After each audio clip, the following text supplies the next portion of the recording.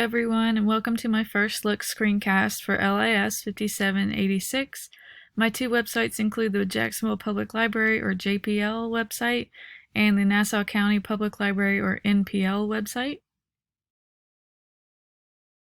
As far as content goes for JPL, the blog posts begin towards the bottom of the homepage, but the primary content are links to other associated websites, that is the catalog, or other web pages within the site that detail reading lists, new releases, and the main current events. Current events on the NPL website is the first main content displayed on the homepage, followed by quick links and blog posts that can be found at the bottom of the web page, labeled as News at the Library. The terms used on the JPL website are pretty common and accessible to users. Any acronym is briefly explained before it is used. For example, Interlibrary Loan or ILL, the Center for Adult Learning or CAL, and English for Speakers of Other Languages or ESOL. The NPL website terms used are similar to the JPL website since they are both libraries and they share a common set of simple terms.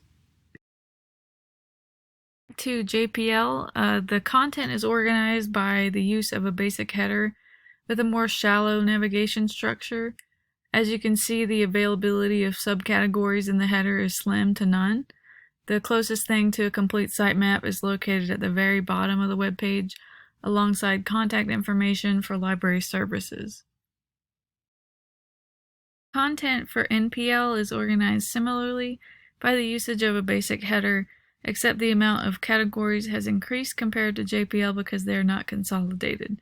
There are 4 category sections with subcategories to click on. There is no designated sitemap other than the header.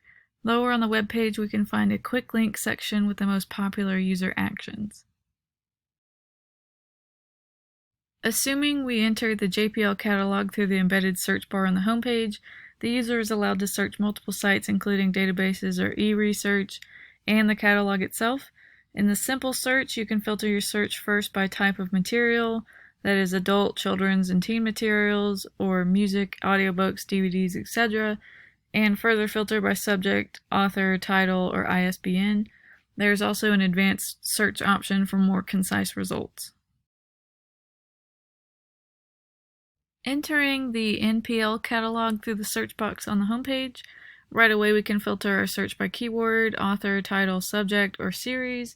Once inside the catalog website, we can filter through many other facets such as publisher, genre, and publisher numbers, among others. Then we can limit our search by choosing which format we are searching for, like books, DVDs, CDs, newspapers, or periodicals. We also have the ability to search by language and target audience, as well as access to an advanced search similar to the JPLs.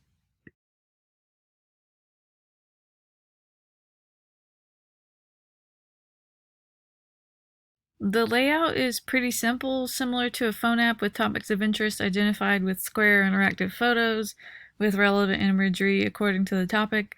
The call to action is very simply indicated by the button to get a library card, which is practical because the user must have a library card to access the materials within the catalog and the physical library locations. Overall, the visual organization is not chaotic or confusing, but it could be more orderly.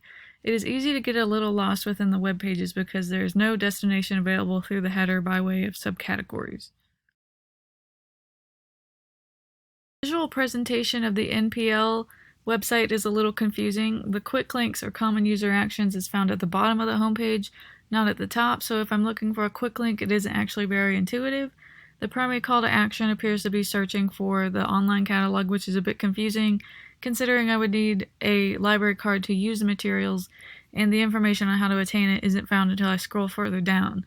This gives me the impression that the website wasn't meant for new library members, but meant for those who are already familiar with the NPL and searching for certain materials and they know where to go. Both of the websites are pretty accessible no matter your skill level, despite some visual confusion. Content is pretty clearly marked and the catalog search filters should be easy enough for the average person to use.